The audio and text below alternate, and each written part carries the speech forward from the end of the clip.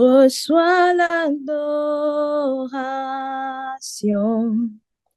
Tu es le roi de gloire, notre victoire. Digne es-tu, Seigneur, Emmanuel. Oui, reçois l'adoration. Tu es le roi de gloire, notre victoire. Digne es-tu, Seigneur, Emmanuel. Dieu de lumière élevé dans les cieux, rempli de grâce et de paix, environné de louanges et de feu, gardien de l'éternité. Pourquoi quitter ce palais de bonheur pour un sentier de misère? Par quel amour les chemins de ton cœur ont su trouver nos prières? Oui, reçois l'adoration. Tu es le roi de gloire, notre victoire. Digne es-tu, Seigneur, Emmanuel. Oui, reçois l'adoration. Tu es le roi de gloire, notre victoire. Digne es-tu, Seigneur, Emmanuel. De cette foi que ton cœur a montré, je veux puiser mon secours sur le chemin que ta vie a tracé. Je marcherai chaque jour. Oui, garde mes yeux des attraits de ce monde. Garde-moi près de la croix, en ce lieu saint où mon âme est féconde, d'humilité et de joie. Oui, reçois l'adoration. Tu es le roi de gloire, notre victoire. Digne es-tu, Seigneur, Emmanuel. Oui, reçois l'adoration, Jésus. Tu es le roi de gloire, notre victoire. Digne es-tu, Seigneur, Emmanuel. Oui, Emmanuel, Emmanuel, Emmanuel, Emmanuel. Amen, amen, amen. Gloire à Dieu. Alléluia. Béni soit le Notre Dieu Seigneur. soit loué à jamais. Merci, Sœur Karen. Sois abondamment bénie pour ce beau cantique. Ça fait toujours du bien de réécouter les mêmes choses. Parce que c'est ces choses-là, quelquefois, qui donnent la vie en nous. L'apôtre Paul disait, je ne me lasse pas de vous répéter les mêmes choses,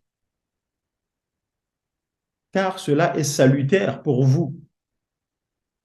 Et bien aimé, les cantiques, on les connaît. Nous chantons les mêmes cantiques et on reviendra sur les mêmes cantiques. Pas besoin d'aller en chercher d'autres. Si on a d'autres que Dieu inspire, gloire à Jésus. Mais nous avons des cantiques que Dieu a déjà inspirés et nous chantons ces cantiques-là. Et ces cantiques-là font du bien à notre âme. Gloire à Jésus. Nous bénissons le Seigneur bien-aimé, une fois de plus, d'être là, parce que nous croyons que ce n'est pas pour un homme que tu es là, tu pouvais vaquer à d'autres occupations. À l'heure où toi et moi sommes devant ou derrière nos écrans d'ordinateur, derrière l'écran de notre téléphone, dehors, ça grouille de monde. Dehors, il y a la vie. Dehors, il y a des trafics en tout genre. Mais pourtant, toi et moi avons fait le choix d'être là. Et si nous avons fait le choix d'être là, bien aimé, la Bible dit, nul ne vient au Père si le Père ne l'attire. Si tu es là, c'est parce que Dieu a voulu que tu sois là. Moi, j'aime rappeler à Dieu, ou j'aime plutôt remercier le Seigneur chaque matin que je me réveille. Chaque matin, quand je me réveille, j'aime remercier le Seigneur parce que c'est une nouvelle opportunité que Dieu m'accorde pour mieux le connaître. C'est ça, en fait, qui doit nous animer, mes bien-aimés. Le Seigneur a dit, la vie éternelle, c'est qu'ils te connaissent, toi, le véritable Dieu, et celui que tu as envoyé. C'est ça, la vie éternelle. Donc, c'est une quête perpétuelle de la connaissance de notre Dieu. C'est ça, la vie éternelle, en réalité. Personne ne naît et du coup, il a la vie éternelle. Non, c'est une quête, mes bien-aimés. Nous devons chercher à connaître davantage le Seigneur. Voilà pourquoi nous disons que la marche chrétienne est une course. C'est une course de fond. C'est un marathon. Il faut avoir de la persévérance. Il faut avoir de la patience. Mais il ne faut surtout pas s'arrêter de courir. Parce que l'objectif, c'est d'atteindre la ligne d'arrivée. Et la Bible dit qu'il y a une couronne qui t'attend. Il y a une couronne qui t'attend une fois que tu auras franchi la ligne d'arrivée. Malheureusement, pour l'Église, beaucoup de personnes, beaucoup de chrétiens, malheureusement, ont commencé à courir, mais se sont arrêtés. Pourquoi ils se sont arrêtés? Eh bien, parce qu'ils sont fatigués. Pourquoi ils sont fatigués? Eh bien, parce qu'ils raisonnent. Ils raisonnent comment? Ah, ben, dans le GIEC, on prêche les mêmes choses. Les gens raisonnent, on prêche les mêmes choses.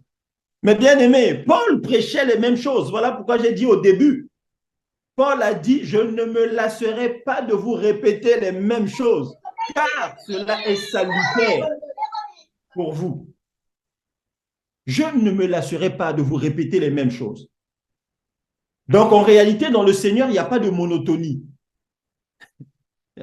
Personne ne prie aujourd'hui au nom de Jésus, demain il va prier en un autre nom, parce que c'était monotone de répéter Jésus tous les jours. Non, c'est le même Dieu, mes bien-aimés, on ne changera pas.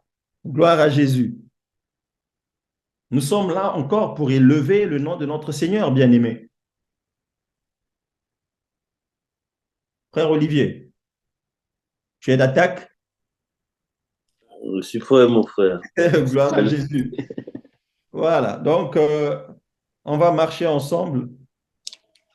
Mon frère, j'ai deux lectures à nous proposer ce soir, deux lectures principales.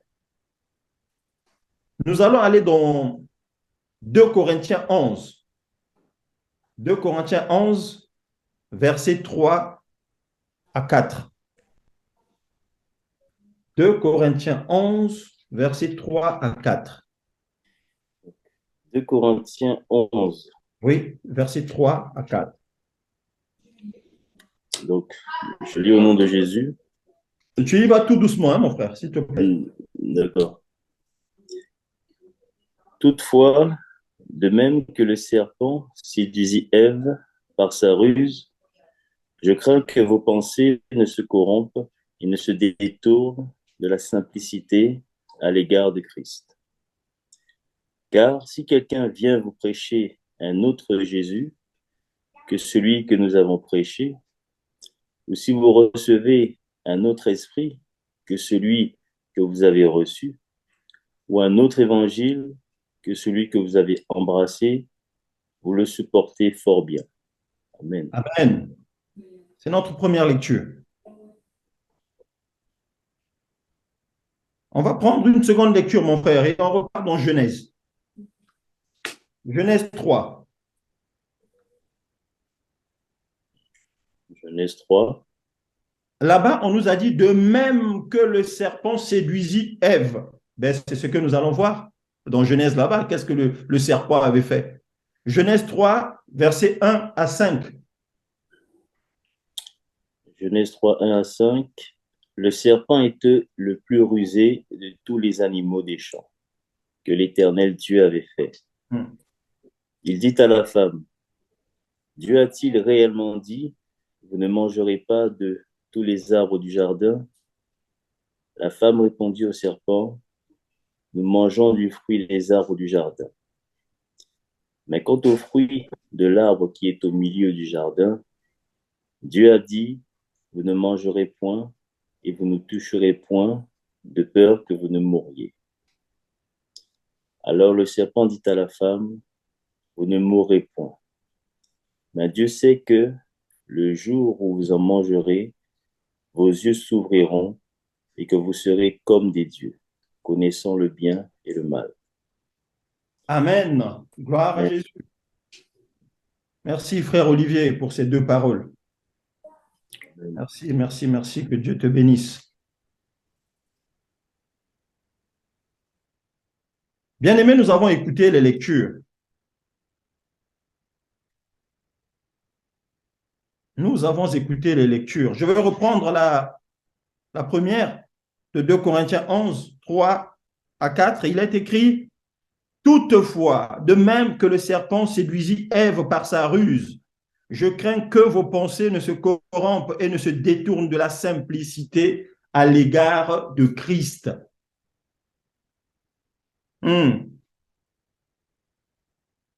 Car si quelqu'un vient vous prêcher un autre Jésus que celui que nous avons prêché, ou si vous recevez un autre esprit que celui que vous avez reçu, ou un autre évangile que celui que vous avez embrassé, vous le supportez fort bien.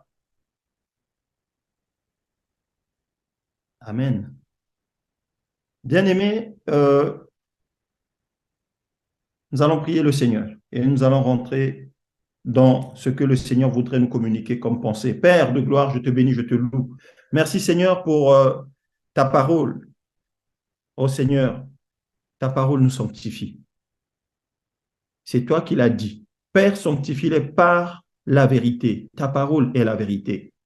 Oh Seigneur, daigne préparer nos cœurs afin de recevoir cette bonne sémence.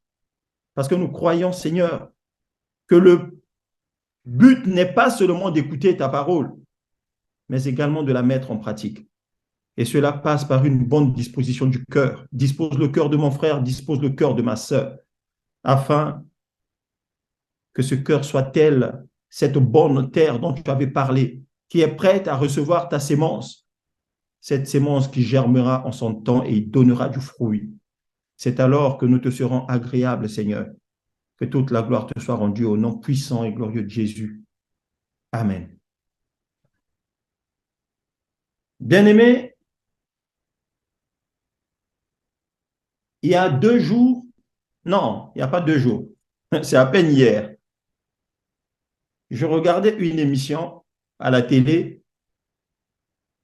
Cette émission parlait d'une secte, une secte aux États-Unis. Et cette secte-là, c'est un Afro-Américain qui avait créé cette secte-là. Ça s'appelait la secte de Yahvé. C'est des émissions, moi, qui me donnent beaucoup d'enseignements parce que en regardant comment certains hommes parviennent à emballer les enfants de Dieu, on se dit, waouh, il est tellement difficile pour des gens de croire à la parole véritable, mais tellement facile pour les gens de suivre des charlatans, de suivre des gourous. Et c'est ce que j'ai vu, bien aimé. La secte des Yahvé. Ils se faisaient appeler les Yahvé. Donc pour eux, c'était les Juifs noirs, en fait. Et ils s'habillaient en blanc, avec des turbans sur la tête. Et nous sommes aux États-Unis, bien-aimés, dans les années 80. Ce monsieur-là a créé une grande congrégation qui s'est étendue dans tous les États-Unis. Ah, l'homme est fort quand même. Non, je ne dirais pas l'homme. Je parlerai plutôt du diable. Parce que dans les passages que nous avons lus, Dieu, ou les Écritures nous parlent du diable. Ces personnes-là sont les suppôts.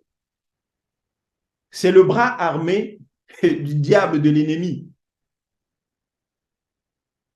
Mais j'étais stupéfait de voir combien certaines personnes se font facilement avoir dans les sectes. Pas seulement dans les sectes, je vous rassure. Même dans certaines fausses assemblées de Dieu, les gens se font avoir. Et c'est ça que Paul est en train de nous rappeler dans la première lecture que nous avons écoutée. Quelqu'un viendra vous prêcher un autre Jésus que celui que nous vous avons prêché. Quelqu'un viendra avec un autre évangile que celui que nous vous avons prêché, mais vous allez le supporter fort bien, ce qui n'est pas le cas avec la parole véritable que nous venons vous prêcher. Pourquoi une telle réaction des enfants de Dieu? Pourquoi une telle réaction des enfants de Dieu, mes bien-aimés? Mais c'est ce que nous disons tout à l'heure. Les gens quittent quelquefois ou les gens font naufrage dans la foi parce que ils trouvent que ça devient monotone. Ça devient monotone. Et qui dit monotonie, dit que les gens voudront aller chercher la nouveauté. Eh bien, bien aimé, la nouveauté est ce qui caractérise même le monde d'aujourd'hui. Le monde dans lequel nous vivons aujourd'hui ne vit que pour la nouveauté, bien aimé. Pour ceux qui regardent la télé, mais voyons à la télé tous les jours. Amen, c'est une frère Stéphane. Mais bien aimé, le monde ne vit plus que pour la nouveauté. L'homme est de plus en plus animé pour l'amour de la nouveauté. Hein, mes bien-aimés, l'homme recherche ce qui est extraordinaire.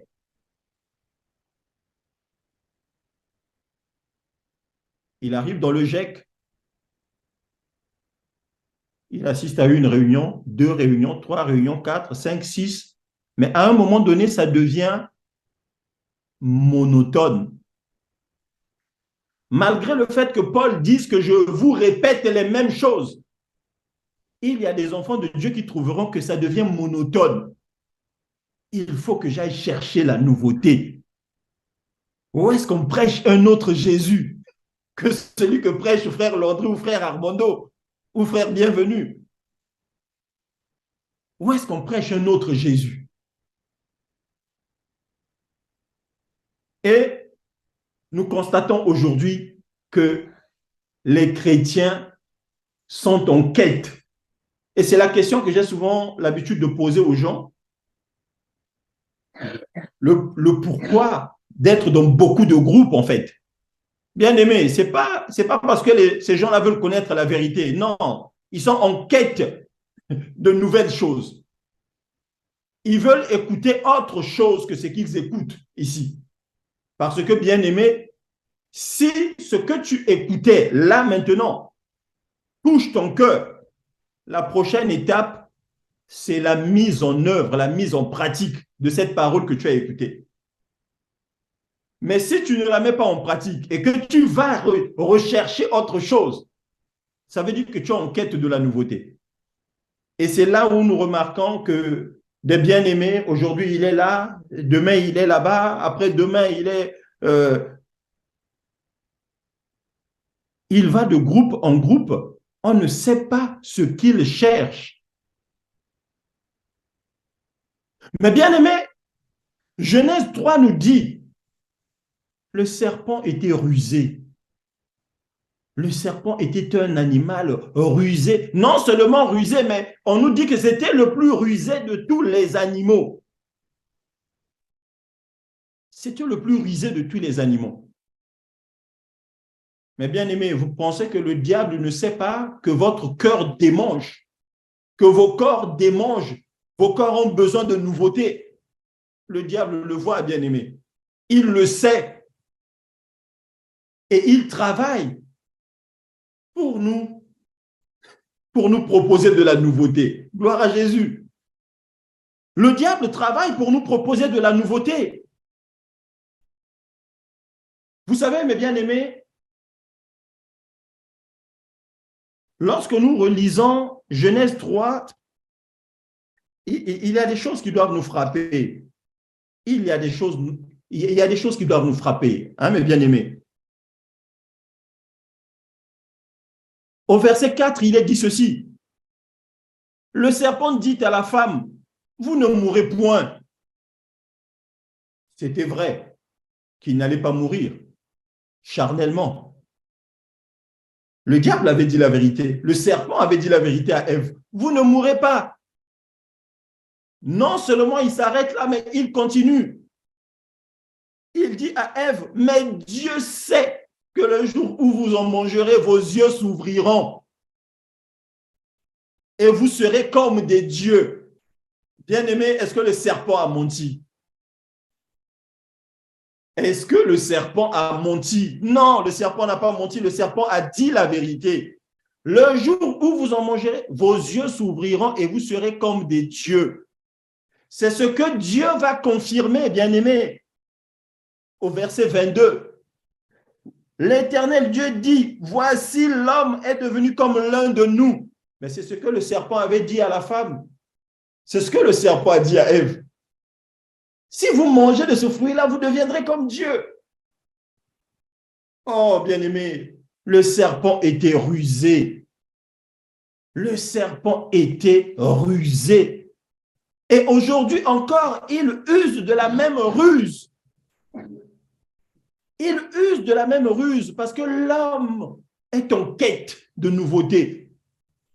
L'homme est en quête de nouveauté. Ah non, Facebook. On vient de créer un réseau social Facebook. Tout le monde va sur Facebook. Aujourd'hui, c'est plus Facebook. Après, c'était Snapchat. Tout le monde fonce sur Snapchat. Que ce soit les chrétiens, que ce soit les païens. C'était un mouvement de foule bien aimé. Tout le monde s'est rué sur Snapchat. Après, ce n'était plus Snapchat. Maintenant, c'est TikTok. Et voilà les chrétiens avec les païens dans la course pour aller sur TikTok. L'homme est en quête de nouveauté. L'homme est en quête de l'extraordinaire. Oh, l'homme ne supporte pas entendre du bruit. Qu'il y a une assemblée là-bas, oh là là là là là là, vraiment là-bas, quand tu vas, si tu as un problème, le problème, il est résolu sur le champ. Tout le monde va courir parce qu'ils sont en quête de ce qui est extraordinaire. Le chrétien a abandonné ce qu'on appelle ici la simplicité à l'égard de Christ.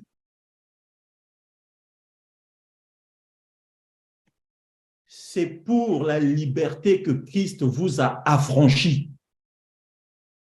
Non, le chrétien ne veut pas être libre. Le chrétien veut demeurer esclave. Voilà pourquoi il cherche. En réalité,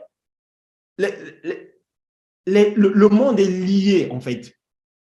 Le diable a lié le monde. Et les gens sont en quête. C'est-à-dire que le corps démange. Ils sont à la recherche de ce qui est nouveau, de ce qui est extra. Voilà. Et les gens cherchent. Oh, ça fait longtemps que je suis dans le GEC. Oh, je n'ai jamais vu un miracle. Hein? Chaque fois que frère Landry prêche, moi, je m'attendais peut-être un jour, il y aura, je ne sais pas, un grondement de tonnerre, tout ça. Mais il n'y a jamais rien eu. Mais là-bas, on m'a dit que là-bas, quand ce monsieur-là parle, vous sentez les anges dans la salle et les gens vont courir. Oh, bien-aimé, la simplicité à l'égard de Christ. Paul est en train, savez, mes bien-aimés, j'aime la Bible. Je me suis fait violence. Je n'ai pas envie d'acheter des livres en désordre dans ma maison. Je dis souvent, j'ai ma Bible, c'est mon best-seller et ça me suffit. Gloire à Jésus. Parce que, mes bien-aimés, je connais des hommes intellectuels. Quand je dis intellectuels, c'est-à-dire qui ont lu mais des tonnes de livres. Mais ils ne connaissent pas le Seigneur. Alléluia. Ils ne connaissent pas le Seigneur. Moi, je préfère demeurer avec mon best-seller, ce livre qui m'enseigne tout. Là-dedans, j'ai tout. Politique, sociologie, amour. Vous savez, Dieu est tellement bon qu'il n'a oublié aucun détail. On a tout dans notre livre-là. Donc, bien aimé, je disais que l'homme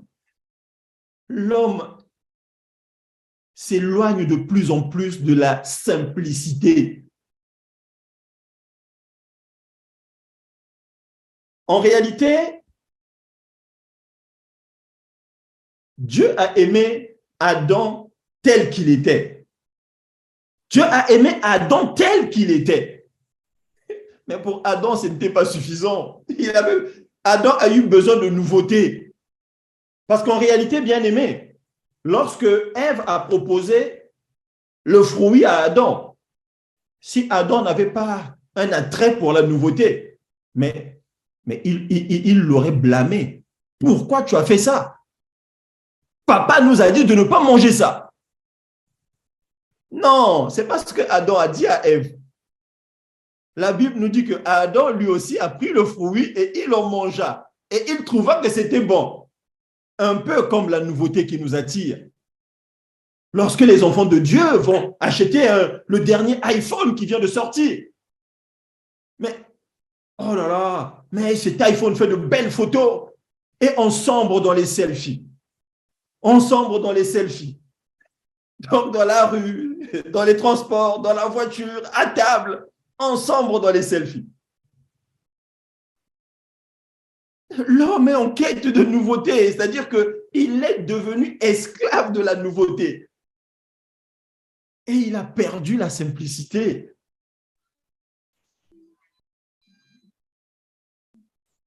L'homme a perdu la simplicité, bien-aimé. Dieu nous dit, le Seigneur Jésus nous dit, il n'y a que 2 commandements. 2 seulement, 2. 2 commandements seulement. Non, l'homme trouve que 2 c'est peu. Non, Seigneur, non, tu peux nous donner seulement 2 commandements. Non, le monde est trop grand, il faut nous en donner plus. Il faut nous en donner plus, Seigneur. Le Seigneur dit, tu aimeras le Seigneur ton Dieu, tu aimeras le Seigneur ton Dieu de tout ton cœur, de toute ton âme, de toute ta pensée. Voici le second commandement qui lui est semblable. Tu aimeras le prochain, ton prochain comme toi-même. Point barre. Et il dit, mets ces choses en pratique et tu vivras. Non, l'homme aujourd'hui trouve que c'est trop simple ça. Non, non Seigneur, ça ne peut pas s'arrêter là. Donc, je n'ai qu'à t'aimer, je n'ai qu'à aimer mon prochain et j'hérite du royaume. Non, Seigneur, c'est trop simple ça. Non, c'est sûr qu'il faut qu'il y ait le parler en langue. Il faut que je parle en langue. Il faut que je prophétise. Il faut que... Donc, les gens cherchent l'extraordinaire. Mais le Seigneur te demande simplement d'aimer Dieu et d'aimer ton prochain. C'est ça l'évangile, mes bien-aimés. C'est les 2 commandements que le Seigneur nous donne. Si tu aimes Dieu, forcément tu aimeras ton prochain. Et si tu aimes ton prochain, voilà, la loi et les prophètes s'accomplissent dans ta vie, bien-aimé.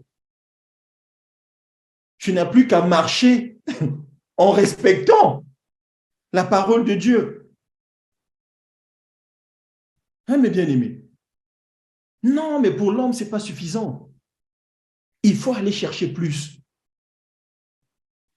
Bien-aimés, j'aime cette histoire de ces captifs de Babylone de ce Daniel et de ses compagnons qui vont se retrouver chez Nebuchadnezzar, qui va dire non, ne nous donnez pas vos mets délicats là, non, ne nous donnez pas ça. Servez-nous simplement des légumes et de l'eau. Gloire à Jésus. Daniel dit, servez-nous seulement des légumes et de l'eau. Bien aimé, moi qui aime manger, j'essaie d'imaginer ce qu'il y avait à la table du roi à cette époque-là. C'est sûr qu'il devait y avoir des gigots. C'est sûr qu'il devait y avoir je ne sais pas moi, des plateaux de je ne sais quoi. Il devait y avoir du tchèque-djen, je ne sais pas moi, il devait y avoir des choses, mais extraordinaires. Mais vous avez vu comment j'ai parlé? Il devait y avoir des choses extraordinaires. Mais c'est ça que nous, les hommes, nous recherchons. Des choses extraordinaires. Oh, il fallait qu'il y ait un petit méchoui avec de bons légumes dedans. David et ses compagnons disent non. Ça, c'est beaucoup trop compliqué pour nous. Servez-nous seulement des légumes et de l'eau. Et après, vous allez comparer entre nous qui nous nourrissons de légumes et d'eau et ceux qui se nourrissent à la table du roi.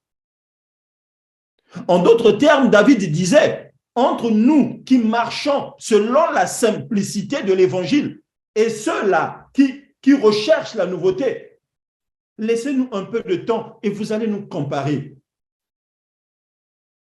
Vous allez nous comparer et vous verrez. Lesquels sont en bonne santé. Ici, nous parlerons de la bonne santé spirituelle, bien-aimés. Mais, bien-aimés, à force de quête, on n'apprend rien. L'enfant de Dieu, c'est celui qui a écouté un seul verset, qui garde ce verset-là dans son cœur, qui médite ce verset-là, qui met ce verset-là en pratique. Aujourd'hui, ce n'est plus le cas. Ce n'est plus le cas. Je me rappelle de bien-aimés qui avait dit à un certain moment, « Ah non, moi j'étais venu dans le GIEC pour la nourriture solide. » Oh Jésus. Moi j'étais venu dans le GIEC pour la nourriture solide. Mais voilà que frère Armando est reparti au lait. Waouh. C'est ce que nous disons, mes bien-aimés. C'est triste, hein? Mais c'est ça que nous disons. Les gens recherchent ce qui est extraordinaire. C'est-à-dire que vous allez voir un bien-aimé, un enfant de Dieu qui est arrivé hier. Ah oui, la sœur Amandine, j'ai certainement fait un lapsus. Hein. On parle de Daniel et de ses compagnons. Hein, si j'ai dit David, excusez-moi, Daniel et ses compagnons hein, à Babylone.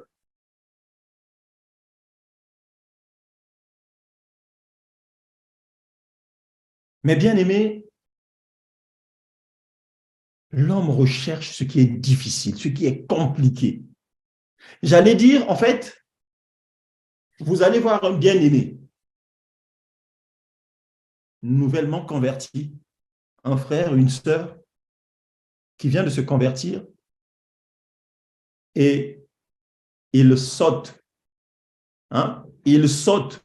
Tu aimeras le Seigneur ton Dieu de tout ton cœur, de toute ton âme et de toute ta pensée et tu aimeras ton prochain comme toi-même. Il saute ça et il va chez les 24 vieillards d'Apocalypse.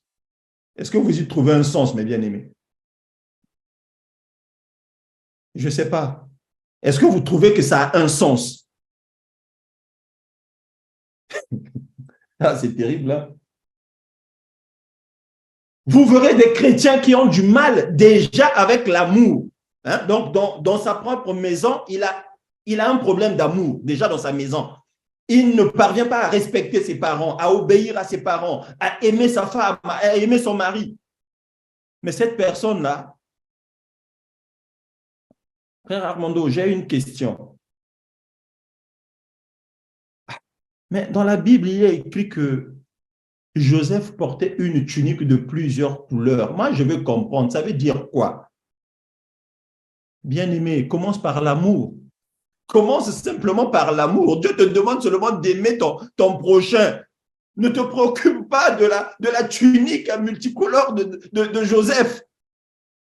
Ne te préoccupe pas des 24 vieillards. Tu vas trop loin. Dieu te demande de l'aimer d'abord et d'aimer ton prochain. La simplicité à l'égard de Christ, bien-aimé. La simplicité à l'égard de Christ. Nous courons derrière la nouveauté.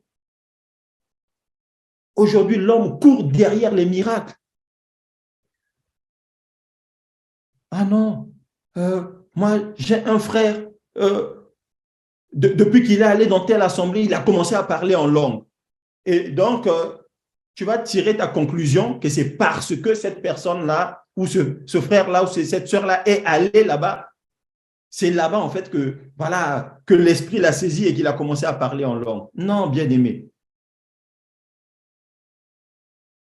Marchons avec le Seigneur dans la simplicité. Marchons avec le Seigneur dans la simplicité, bien-aimé. Moi, je me fais violence. Oh, aujourd'hui, les enfants de Dieu, ils publient sur les réseaux sociaux comme ce n'est pas permis. Et bon, il faut bien se faire bonne conscience. Je suis chrétien, je suis accro des réseaux sociaux. Parce que, bien aimé, les réseaux sociaux sont une drogue. On en devient accro, comme à la cocaïne. Donc, un enfant de Dieu, un chrétien qui devient accro des réseaux sociaux, mais il faut se faire bonne conscience. Qu'est-ce qu'elle va faire? Non, frère, moi, je suis là-bas seulement pour mettre des versets. Je suis sur TikTok seulement pour publier des messages chrétiens. Donc, on essaie de se faire bonne conscience. Pendant ce temps, frère Olivier, 1 Corinthiens 10, 23. 1 Corinthiens 10, 23. 1 Corinthiens 10, 23. Donc, je lis au nom de Jésus. Tout est permis, mais tout n'est pas utile. Tout est permis, mais tout n'édifie pas. Gloire à Jésus. Tout est permis, bien-aimé. Tout est permis, mais tout n'est pas utile. Tout est permis, mais tout n'édifie pas. C'est ça que la parole de Dieu nous dit. Le chrétien doit revenir à la simplicité de l'évangile. Le chrétien doit revenir simplement à la simplicité de l'évangile. Bien-aimé, je suis sûr que si l'on faisait un sondage, un sondage d'édification des réseaux sociaux, par exemple, c'est juste un exemple, hein. Si on faisait un sondage d'édification des réseaux sociaux, oh, je suis sûr que ceux qui sont édifiés via les réseaux sociaux sont une minorité et la majorité présente dans les réseaux sociaux ne sont pas édifiés. Et pourquoi? Eh bien parce qu'ils n'y sont pas allés pour les bonnes raisons. Ils y sont allés parce qu'ils recherchaient de la nouveauté, parce qu'ils s'ennuyaient. C'est ça, bien-aimé. Je préfère encore qu'on aille sur les réseaux sociaux à chercher autre chose, des recettes de cuisine. Hein? Allons chercher des recettes de cuisine même, que de prétendre que je vais beaucoup sur les réseaux sociaux parce que j'aime la parole de Dieu. Non, non, non, non, non, bien-aimé. Mais à quel moment tu mets en pratique ce que frère Landry t'a prêché dernièrement? À quel moment tu mets en pratique ce que tu as écouté de la part de frère Armando? Non. L'évangile est simple. C'est pour la liberté que Christ vous a affranchi. Mais aujourd'hui, les hommes s'ennuient tellement que quelqu'un va venir, il a réfléchi à une idée, comment je vais faire pour m'enrichir? Parce que le but, c'est généralement ça, hein, c'est la richesse, hein, pour la quasi-majorité des soi-disant hommes de Dieu. c'est comment je vais m'enrichir. J'étais en train de réfléchir à ça aujourd'hui. Je me dis, mais vous imaginez un peu un pasteur, pour ceux qui, voilà, qui sont dans la doctrine de la dîme, par exemple, un pasteur qui, dans son église, a environ 100 membres, 100 seulement, 100 membres. Et les 100 membres ont un salaire de 1 000 euros. Et les 100 membres doivent déposer une dîme, donc 10% de ces 1 000 euros-là. À un certain moment, cet homme de Dieu là va craquer. Dans son propre cœur, il se dira, je n'ai jamais vu autant d'argent de ma vie. Ou à la limite, je ne savais pas qu'on pouvait s'enrichir aussi facilement. Et il craque. Voilà pourquoi nous voyons des hommes de Dieu fashion, qui s'habillent bien, qui ont des voitures de luxe, qui ont des maisons de luxe. Ils finissent par craquer parce qu'ils n'avaient jamais pensé à ça. Si ce n'est pas l'argent, c'est la gloire. Parce que, mes amis, laissez-moi vous dire qu'il y a des gourous qui ont monté des sectes juste pour assouvir leur passion sexuelle. J'espère que j'espère que vous le savez. Hein. Et il y a des hommes qui ont monté des sectes, qui ont créé des sectes qui ont des milliers de membres. Mais pour lui, le but était juste de satisfaire ses passions sexuelles. C'est-à-dire qu'il s'est dit, si je peux embobiner 2 sœurs ou 3 sœurs, ça me permettra de jouer avec elles. Mais il a été surpris de se retrouver avec un cheptel de femmes. Il n'avait jamais rêvé qu'il pouvait en arriver là. Donc, vous vous imaginez un peu ce qui se passe dans le monde, mes bien-aimés. Vous imaginez un peu ce qui se passe dans le monde. Satan utilise ses suppôts. Il leur donne la petite intelligence pour créer la nouveauté. Et comme l'homme aujourd'hui est guidé par la nouveauté, par ce qui est extraordinaire, mais les hommes vont courir purement et simplement. Mes amis, n'oublions pas que le serpent est très subtil. Le serpent est rusé. Le serpent connaît la vérité. Non, Ève, vous ne mourrez pas. Mais Dieu sait que le jour où vous en mangerez, vos yeux s'ouvriront. Mais le serpent dit la vérité. Et c'est comme ça que beaucoup de personnes se font embarquer dans des aventures spirituelles. Un homme viendra, mais si toi, pour toi, l'évangile, c'est le miracle, dès que tu verras le miracle quelque part, tu te diras, Dieu est là-bas, donc je vais là-bas.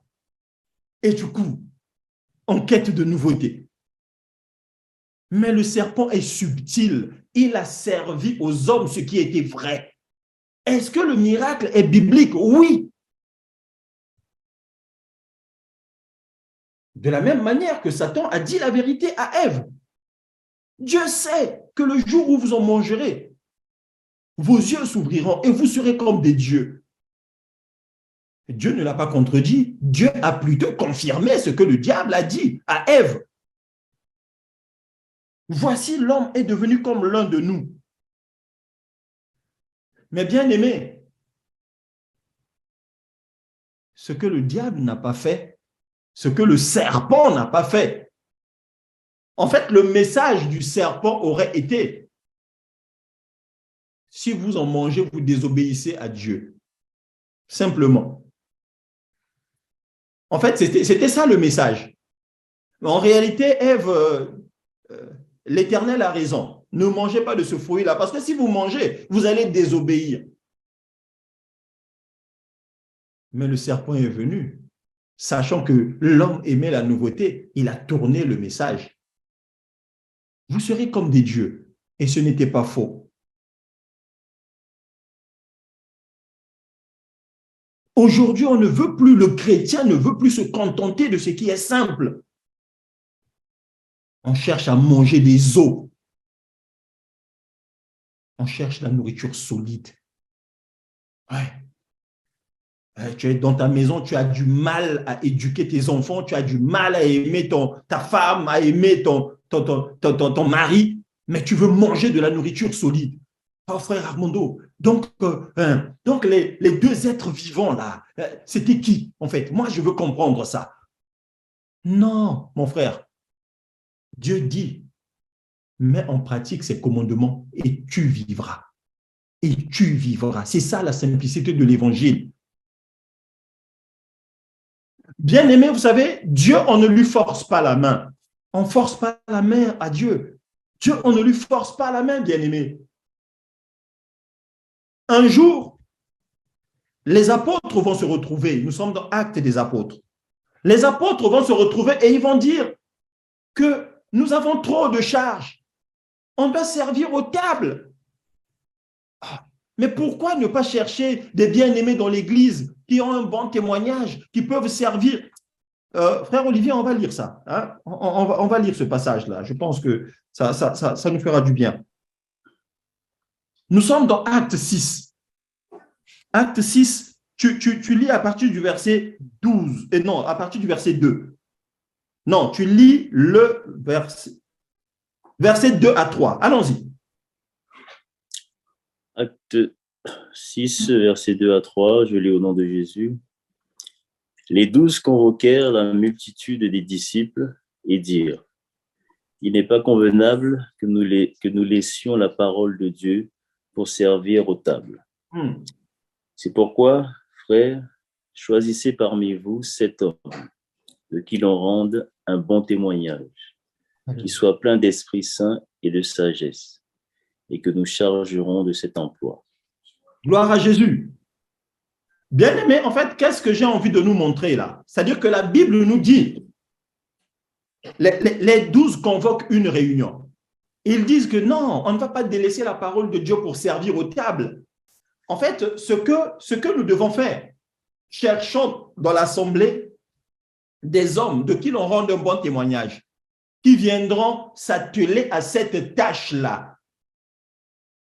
Ils disent, eux, humainement, que au lieu de servir aux tables, on ferait mieux de prêcher la parole de Dieu. Servir aux tables va nous distraire, en fait. Bien-aimés, ils vont choisir six frères dans l'assemblée. 6. Au nombre de 6, il y avait Philippe, que nous connaissons très bien. Le diacre Philippe. Parce qu'effectivement, c'était des diacres qu'ils avaient institués, qu'ils avaient choisis dans l'Église. Et Philippe faisait partie de ces diacres-là, bien aimés. En d'autres termes, nous sommes dans l'assemblée. Et c'est juste un exemple que je donne, hein, mais bien aimé. Il n'y a pas une supposition à une quelconque hiérarchie dans le GEC. Non. C'est-à-dire que frère Armando et frère Landry se concertent. Frère, moi je pense que frère Olivier serait bien pour faire la lecture. Et on appelle frère Olivier. Frère Olivier, est-ce que tu peux venir faire la lecture dans le GEC, mon frère, s'il te plaît? Or, moi je voudrais prêcher la parole de Dieu. Vous m'appelez pour que je vienne faire la lecture. La recherche de la nouveauté. C'est-à-dire que les gens veulent sauter, en fait, les étapes. Voilà pourquoi je disais, aime le Seigneur, ton Dieu, de tout ton cœur, de toute ton âme et de toute ta pensée. Et aime ton prochain comme toi-même. C'est les 2 commandements que le Seigneur Jésus nous donne. Mais en réalité, l'homme veut aller au-delà. La seule chose que l'Éternel demandait à Adam, c'était l'obéissance à sa parole. L'Éternel a simplement dit à Adam, tu n'en mangeras pas du fruit de cet arbre. Et la conséquence, c'est que Adam a désobéi. Simplement, c'est-à-dire qu'il ne faut pas chercher, ne soyons pas comme ces personnes-là en quête de choses extraordinaires qui veulent connaître le fruit que Adam et Ève avaient mangé. Est-ce que c'était une mandarine? Est-ce que c'était la pomme? Est-ce que c'était, voilà, est-ce que c'était une poire? Vous voyez, les chrétiens qui cherchent l'extraordinaire, c'est ces questions-là qui se posent. Mais la bonne question à se poser, c'est pourquoi? Pourquoi Adam, notre frère, avait désobéi au Seigneur? Pourquoi il a désobéi? Donc, bref, on va solliciter un frère, par exemple, pour venir faire la lecture et le frère va dire non, moi, ça, je ne suis pas venu ici pour ça. Moi, je suis là pour de la nourriture solide. Je veux prêcher la parole. Je veux prophétiser, moi, dans le GEC.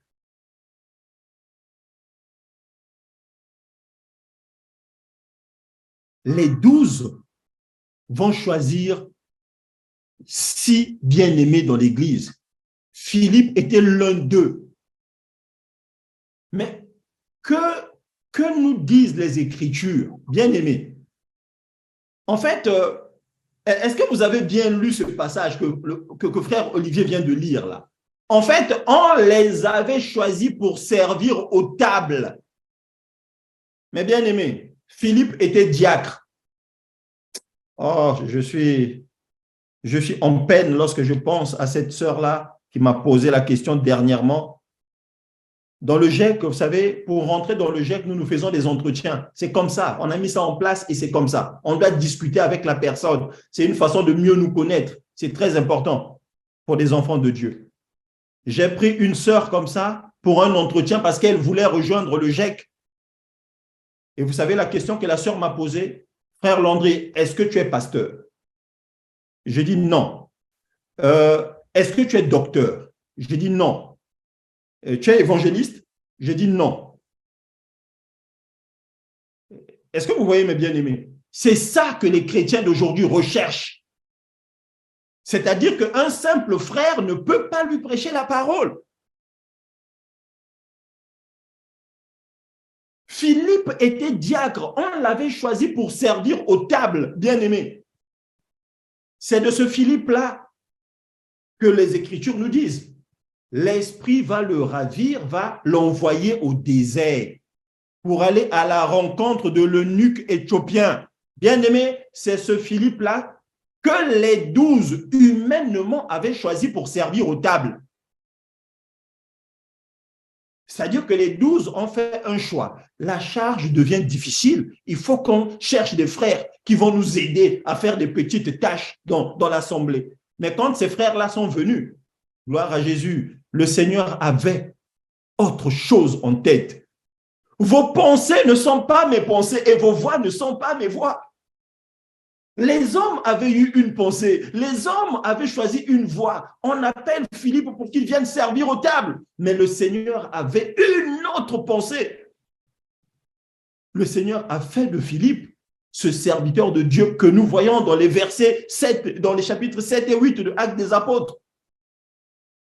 La Bible nous dit que Philippe, non seulement il va aller prêcher l'eunuque éthiopien, mais Philippe a fait des miracles et des miracles que certains apôtres n'avaient même pas fait. C'est ça que la Bible nous dit, bien-aimés, la simplicité de l'évangile. Philippe a obéi simplement. On l'a appelé, Philippe, viens. Est-ce que tu peux nous aider à essuyer les tables, à ranger les chaises, tout ça? Et c'est ce que Philippe faisait. Mais Dieu avait un autre plan pour son serviteur. Dieu avait un autre plan pour Philippe. Et c'est ce même Philippe-là, le diacre Philippe, dont la Bible nous dit qu'il avait 4 filles qui prophétisaient. Philippe avait 4 filles qui prophétisaient. Vous voyez un peu, bien-aimé, quel serviteur est-ce que c'était? Philippe avait 4, ces 4 filles prophétisaient. D'après ce que nous disent les Écritures. Hein, bien-aimé? La simplicité à l'égard de Christ. Le Seigneur te demande simplement d'aimer ton Dieu de tout ton cœur, de toute ton âme et de toute ta pensée et d'aimer ton prochain comme toi-même.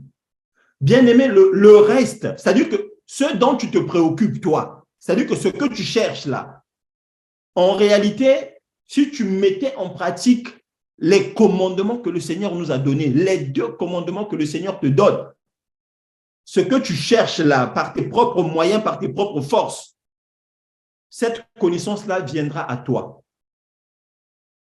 Gloire à Jésus. Cette connaissance-là viendra à toi. La Bible dit, abaisse-toi et Dieu t'élèvera au temps convenable. Gloire à Jésus. Bien-aimés, ne courons pas derrière ce qui est extraordinaire, derrière la nouveauté. Tout est dans les Écritures. Ah, j'ai besoin d'une maison, j'ai besoin d'un travail, j'ai besoin d'une voiture. Le chrétien en arrive même à choisir une assemblée qui cadre avec son goût. C'est-à-dire qu'un chrétien va dans une assemblée, non, là-bas, ça ne m'a pas plu, les gens ne sont pas assez propres là-bas. Hein, les chaises, je me suis assis, les chaises font mal. Moi, je cherche une assemblée où il y a des fauteuils, hein, où les gens sont clean, les gens sont bien habillés, quoi. Donc, voilà, c'est ça que moi je cherche. Et le serpent, rusé qu'il est, si il lui met ça en face, cette personne-là va embrasser ça avec joie. C'est ce que Paul dit. Si quelqu'un vient vous prêcher un autre évangile, vous le supportez fort bien. Mais nous qui vous prêchons la simplicité, vous ne supportez pas, c'est trop simple ça. Nous sommes là pour la nourriture solide. Nous, on veut savoir qui sont les 24 vieillards. Nous, on veut savoir. C'est-à-dire que la montagne d'Armageddon, est-ce qu'il y aura des arbres sur cette montagne-là ou ce sera une plaine? Les gens veulent connaître des choses. C'est-à-dire que Dieu ne les a même pas demandé de chercher ces choses-là. Dieu nous dit de mettre en pratique la parole de Dieu d'abord. Une fois que nous avons obéi, c'est alors que Dieu va commencer à nous ouvrir les compartiments de son royaume. Il va ouvrir cette porte-là. Mon frère, tu vois, c'est là que réside le parler en langue. Il va ouvrir une autre chambre, tu vois, la prophétie est dans cette maison-là. Il va ouvrir une autre porte, tu vois, là, c'est là que tu trouves, c'est ça, mes bien-aimés, le don de guérison, et ainsi de suite. Mais nous ne sommes pas en quête de ces choses-là. Nous sommes en quête de Jésus, de notre Seigneur. Tu aimeras ton Dieu de tout ton cœur, de toute ton âme et de toute ta pensée. Et tu aimeras ton chrétien et tu aimeras ton prochain comme toi-même. Bien-aimé, en fait, je veux m'arrêter par là, mais la question que nous devons nous poser, c'est où est-ce que j'en suis finalement avec le Seigneur?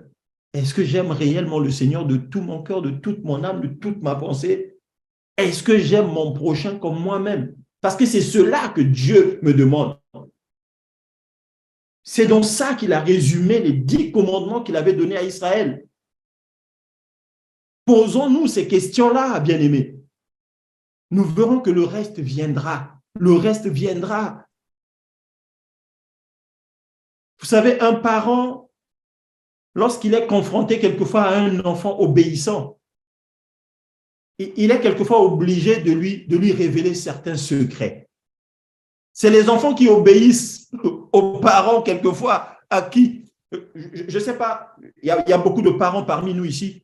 Vous allez remarquer que dans votre maison, vous ferez plus confiance à cet enfant-là qui est attentif à ce que vous lui dites. Vous ferez plus attention. Vous vous direz, il faut que je révèle à mes enfants que j'ai des biens cachés quelque part, mais pas à n'importe quel enfant. Landry, lui, il n'est pas très stable. Si je le lui dis, il risque de vendre ces biens-là. Mais vous allez choisir l'enfant responsable, celui qui vous obéit, celui qui vous écoute. Et vous verrez en cet enfant-là que lui, il peut faire bon usage de ce que vous allez lui confier. C'est de la même manière que Dieu fonctionne, mes bien-aimés. Dieu ne confie pas les grandes choses à ses enfants qui n'obéissent pas. il va confier les secrets du royaume à cet enfant-là qui le juge être en bonne posture, que lui, voilà, il est tempérant. Voilà, c'est quelqu'un qui aime les frères. Si je lui donne le don de guérison, il ne va pas s'enorgueillir. C'est ça, mes bien-aimés. Dernièrement, nous parlons des vrais adorateurs que le Père demande.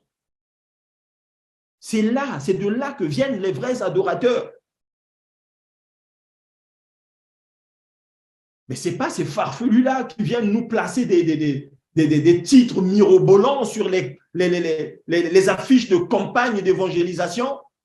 Grande nuit de miracles, grande nuit d'exaucement, tout ça. Quelquefois, on voit des titres mais qui vous dépassent. Venez recevoir la clé pour vos finances. Il y a souvent des titres comme ça qu'on voit sur des publicités des réunions des hommes de Dieu. Venez écouter la parole qui va déclencher, qui va ouvrir les portes des finances. Les secrets pour devenir des vrais leaders. Bien-aimés, tous nos secrets à nous, enfants de Dieu, sont enfermés là-dedans.